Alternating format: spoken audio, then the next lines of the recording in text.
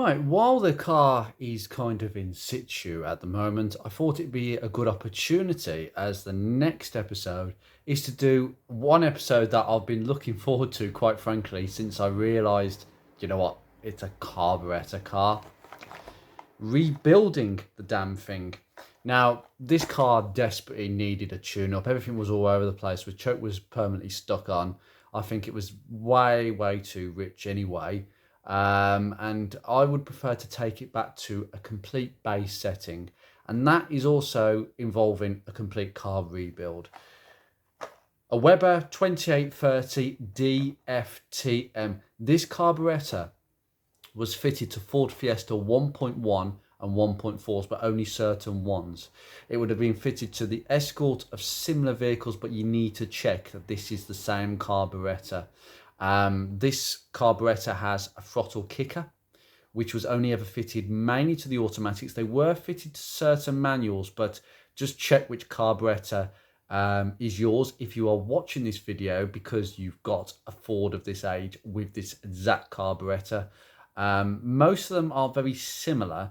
There are quite a few similar Weber carburetors of this age from another Ford that are very similar in construction, if it is a twin Venturi, which this is. So I thought with this rebuild kit, this is the only rebuild kit that I can find online for this particular carburetor. So I want to get cracking and rebuild it on my desk. It's going to be a fun episode. I love car rebuilds. Anybody who's done them, it's just so satisfying. The weather's not exactly brilliant outside, so today is definitely that sort of a day. Anyway, let's prepare the desk.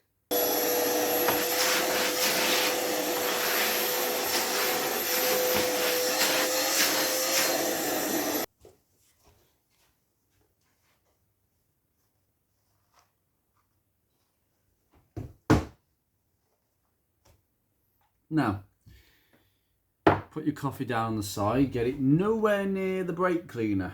I haven't got carb cleaner, low budget. And also, I just want to point your attention out to this.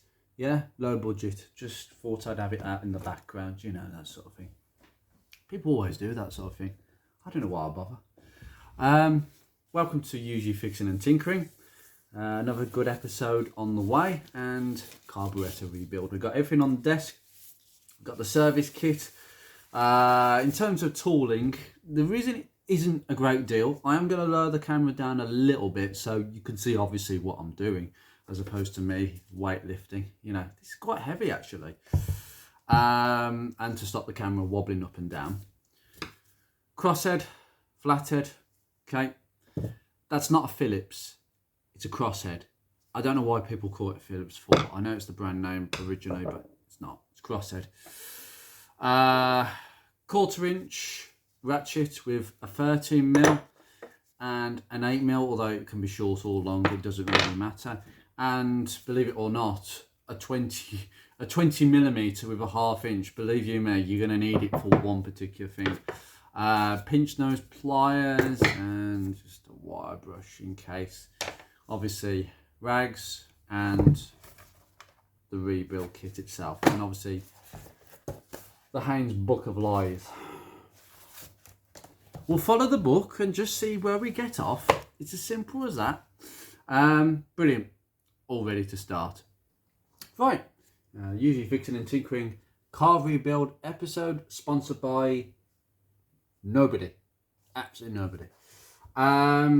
First thing you do on any rebuild. Now, this isn't an SU carburetor. I know that my face is cut out, but just ignore that. This is not an SU carburetor. But I will state one thing, okay? Even with an SU carb, I always have a sheet of paper. This, by the way, this is like thin card to separate the sugar on in a supermarket. I actually got this from Lidl's. Cardboard is brilliant. Just go into the supermarket and they've got tons of cardboard or paper like this. This is exactly what all the sugar sits on. So I just slit it off and took it off. And I always do my rebuilds on this sort of material because you can see everything clearly. You can spread things out And that's the idea. That's the way you're going to rebuild this successfully.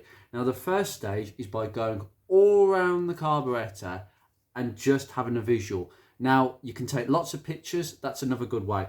I'm going to do it on a video. So this is the footage that I've got to refer to, and you'll see it now.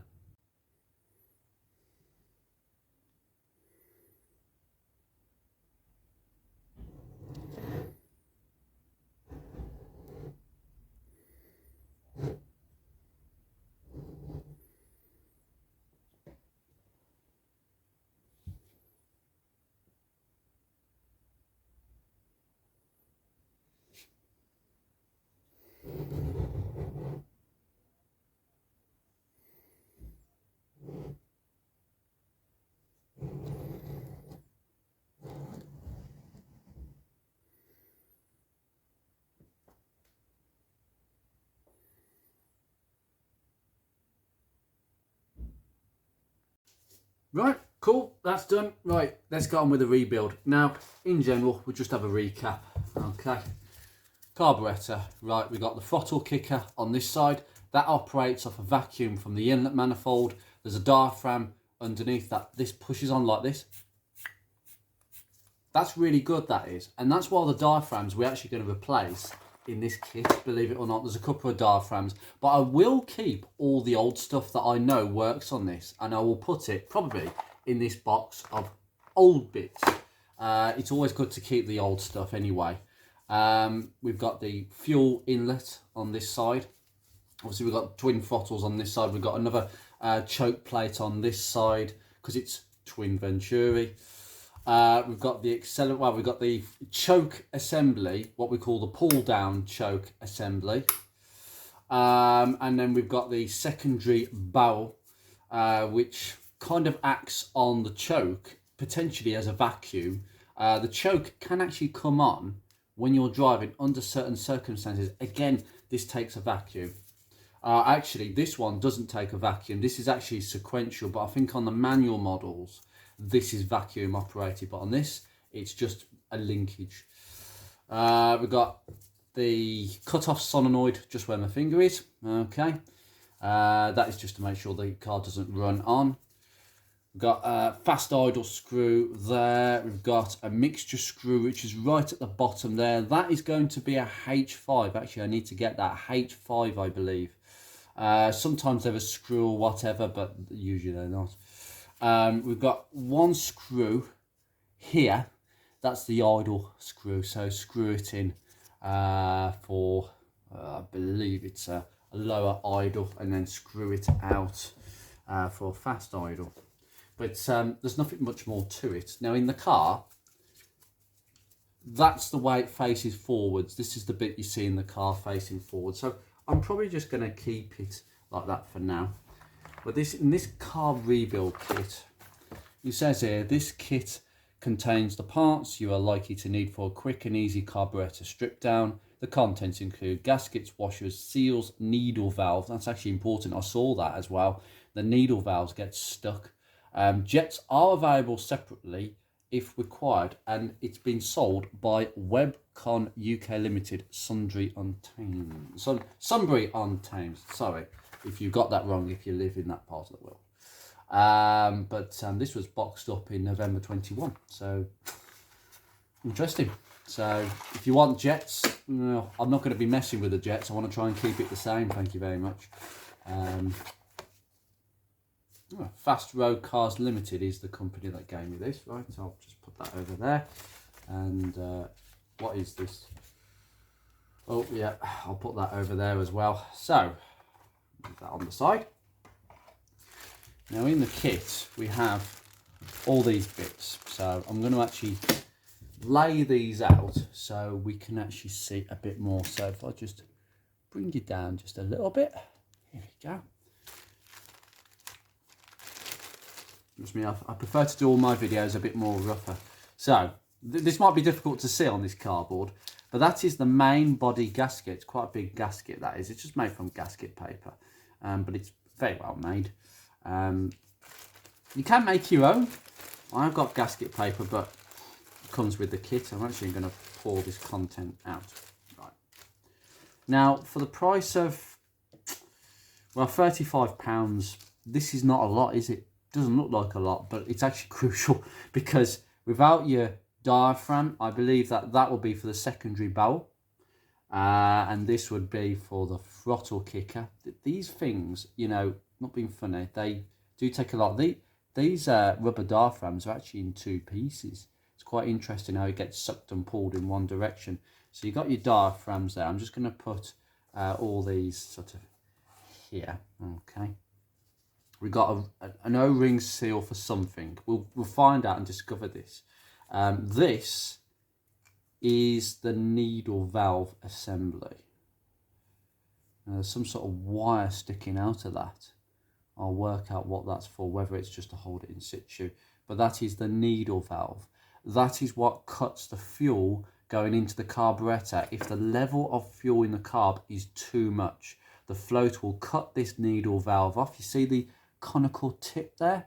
Okay, it will just go into a hole and it will shut the fuel off completely. And we've got that in there as well. Just keep all that together. Okay, we'll look at that in more detail. So I'll just put this away. It's actually got its own individual parts number, that. Not quite sure what was... right. That is the filter.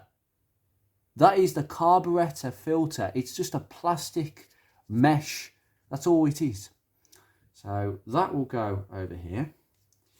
There's another sort of seal here, grey seal. And then another one. There's two of them. Actually, there's three of them. Okay. Now, I don't know what all this is about. What all this is. I'm not quite sure what this is for. No, I don't know what it's for, but it's in there for a reason, I suppose. We've got another red sort of felt washer. Got a copper washer. Got a standard washer. We've got a couple more seals of the same size. So we've got a couple of different sizes there. And we've got a green. That, I recognise that. That is a lock nut.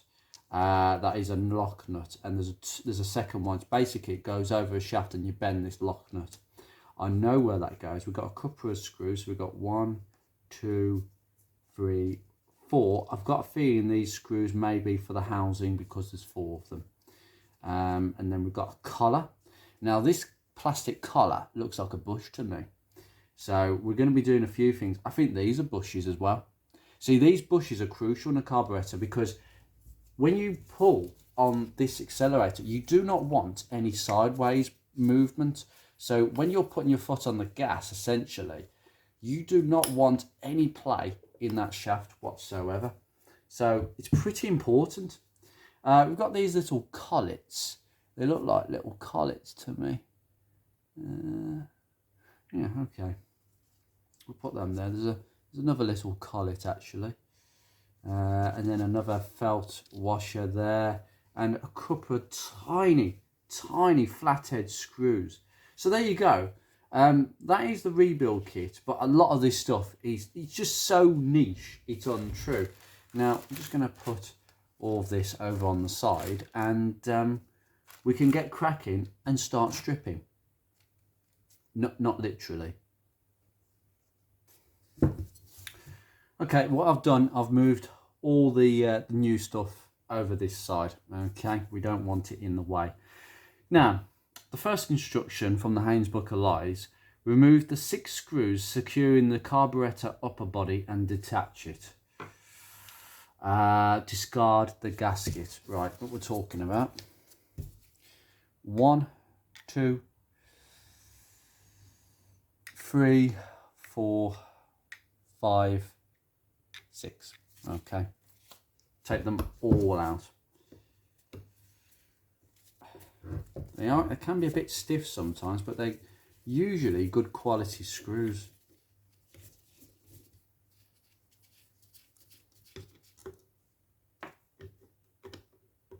And that is all them bolts there out the way with the tag. And it just says Weber 89 SEDA and there's a parts number. But yeah, now we're in a position where it's possible to actually move the body off. Now, this is where it could take some prying. So I suggest you just find a ledge. Ah, there we go. It's broken. I literally just got my screwdriver under one side and I've just broke the whole thing. Okay, now this whole thing should come up. And just pull it up. Wow, now we're getting into the gubbins.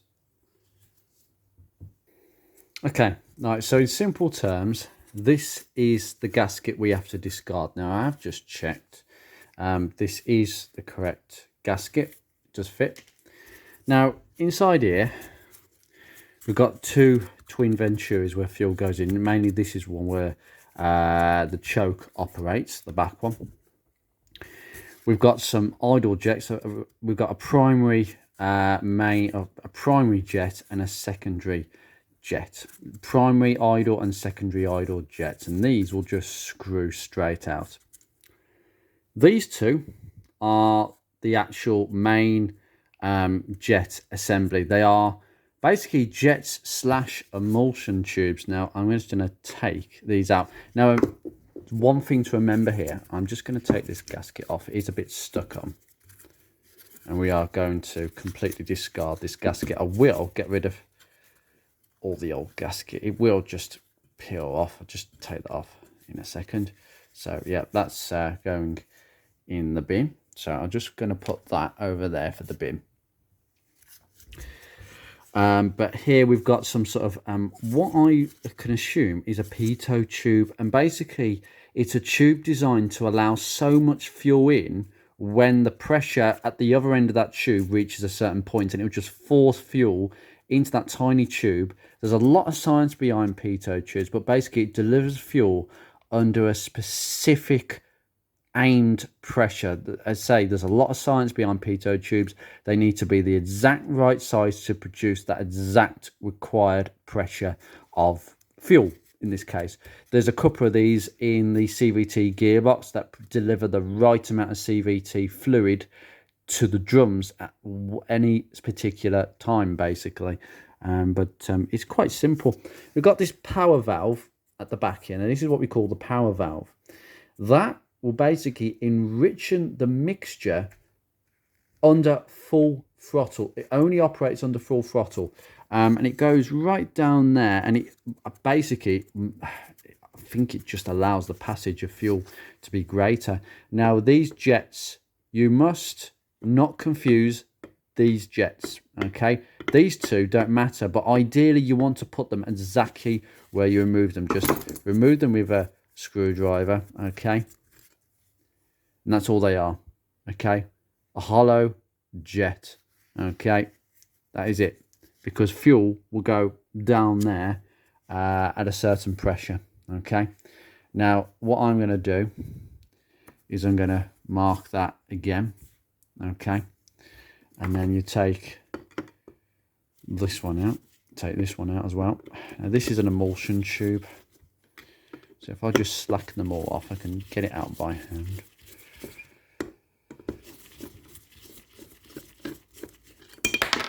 Oh, there you go. There's one. And this is what we call an emulsion jet. Okay. You can see these holes. That is basically how the air fuel mixture is blended in a precise manner. It's really, they're crucial. You can get new ones, but they never go wrong. Unless they're physically damaged, and they're not. They're just not. There's nothing for them to really go. Where at the bottom, I'll clean that off at the bottom. There is a bit of skunk from old fuel. It should be relatively clean because petrol's a good cleaner, but nevertheless, there is a reason why carb cleaner was invented, for carbs. And then take that jet out. Now, this jet is very different. Well, main idle screw, I should say. Look at the bottom there compared to that one. It's completely and utterly different. So don't get that the wrong way. So basically we've got the one with the tapered edge and goes on this side. Remember, this is towards the car where it sits. So just take that one out. Now, there's very complicated basically ways in which these work. You see here, we've still got part of the main jet in there. That's the way it's supposed to be. But it is a combined emulsion tube jet assembly, and these are the idle screws as such. They just screw straight in. You screw them in until they stop moving, and that there's no particular function apart from that really, but it looks rather clean in there. Right, now this side is a bit more interesting. So we've got the float assembly, because remember it sits like that. Okay, so these two floats sit in there like that. This is full of fuel. Okay, it's full of fuel because the fuel goes in through there. Okay, that's where the actual fuel goes from the mechanical pump in there. It goes in that banjo. It's like a banjo bolt. It's a 20mm bolt, hence why I've got that over there. Okay, and it passes through that, and it goes into this vat of fuel. Okay, and that's why that power valve, when you put your foot down the gas, it moves that valve back and fuel goes straight into where the Ventura is. Okay, it richens the fuel mixture. That's all it does. Okay, but here we've got the float assembly. Now when the fuel in here gets a bit high, what happens is these floats will sort of come up. Okay, so when the fuel level is low, they'll be like that. They'll be low down. Okay, because they're like that. Okay, they'll be hanging low. There is a fuel level setting, but really don't mess with that unless you have to. And when the fuel goes up, oh, it gets to a point and it closes that valve. Do you see that? It pushes on that valve, which is the valve sitting there. It literally pushes this valve inwards. Okay, and that valve closes the gap, stops the fuel coming in, because basically that's the way that fuel enters. Okay, so it goes through there, through the filter and through that needle valve, and it will basically fill up, and then it will get to a certain point where there's not much fuel demand. It's too full, shut. It's like exactly how your toilet works, in exactly the same manner. The problem with these is if these filters are gummed, and I'm going to, as I say, we've got a new filter there, so this will be really beneficial for this carburetor. Obviously you've got a fuel filter within the pump, but that doesn't catch all the stuff, and I had real issues in my P6 where that valve would basically stick shut because a bit of fuel, a bit of rust from that steel fuel tank made its way past the fuel pump, because the gauze filter doesn't always work, and it actually jammed the float valve. And what happened was, if that's jammed, it would still let fuel in even though the level is so high, and what it would do is overflow out the float chamber, down out the outside of the carburetor, well, basically down the heat shield, avoiding a hot exhaust. You can imagine the problems there. I knew what it was though, because I'd be driving down the road and then, oh, I can smell petrol. Now, even on an old car, you shouldn't be able to smell petrol just like that. There was a leak, and I knew what it was. Under the bonnet, few taps of the hammer, bang, bang, bang, and that valve unstuck itself. Just a few taps and it stopped leaking.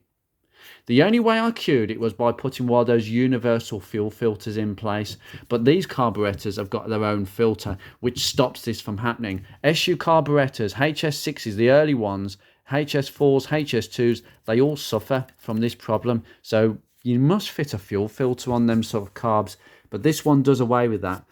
There is a way of setting the fuel level. There is a measurement you can do, and it tells you in the book. But basically, you can bend this tab, and you can actually change the amount of fuel before that shuts off.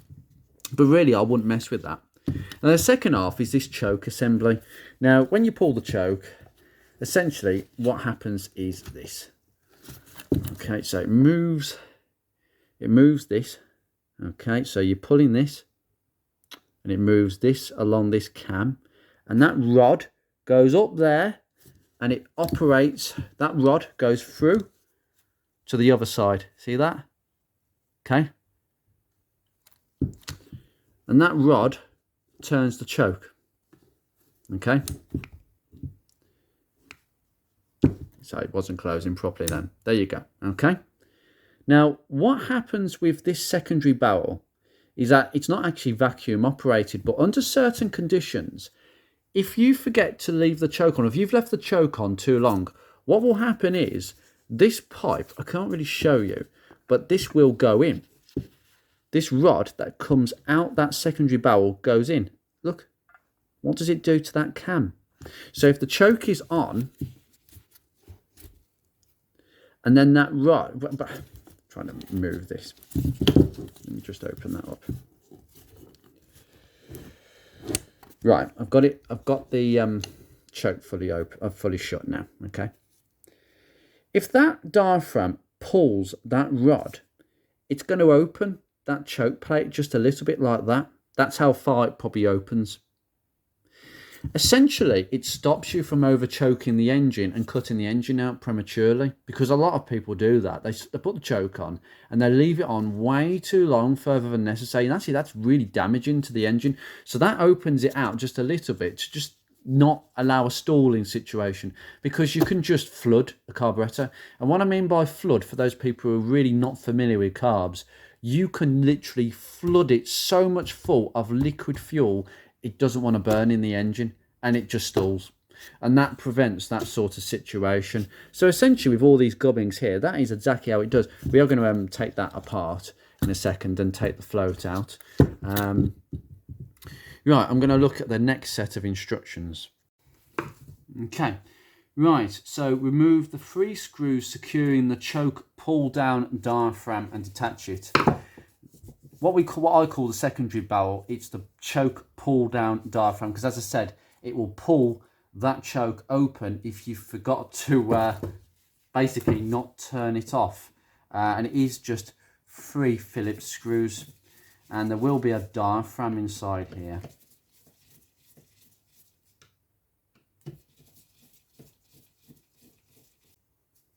Trust me, this might be one very, very long episode, but I prefer to be thorough with this, and I want to show you how it all works, because a lot of you are just not used to carbs. To be fair, most people my age. Oh, there we go. Right, so the cover has popped off. Okay, so you got just that little pointer there, and we've got this spring that's come out. Now, don't lose that spring, because that spring pushes on that diaphragm, so it just sits there, and it just sits against the cover. And what I'd recommend is putting the spring just in there, and just putting all that together, excuse me, and this diaphragm can be removed. Now this diaphragm will come out with the rod. Now I've got a feeling, yeah, now there's no physical way of actually removing that diaphragm completely. I'm going to just consult the manual. Now this is where the Haynes Book of Lies starts coming into it. Now this diaphragm, by the way, is not part of the rebuild kit, so we have to be very careful of it. But there's no physical way of getting this rod out, because if you do that, look, it's no way of detaching it, and that rod comes away with it. So we've got to be very careful about that, because as I say, you don't want to puncture that diaphragm, because it's ideally not. So I'm going to leave that for a second. But basically unscrew the brass nut adjacent to the fuel feed connection and remove the fuel filter. Right, so we'll leave that for a second, but we've taken that apart. We can easily just clean that, but we have to be very careful about that diaphragm. I'm very curious to know why that was not provided as part of the rebuild kit. It is the correct carburetor, because this gasket was not used for any other carburetor in the range, so it is the correct kit, I know that. Now we need to undo the brass nut, so I'm just going to go straight in there. Might take some strength. Oh dear me. Oh dear. It's going to be really, really tight, and I don't want to break anything. I might have to put this in a bench vise. Fortunately, I don't have one, but I do have this.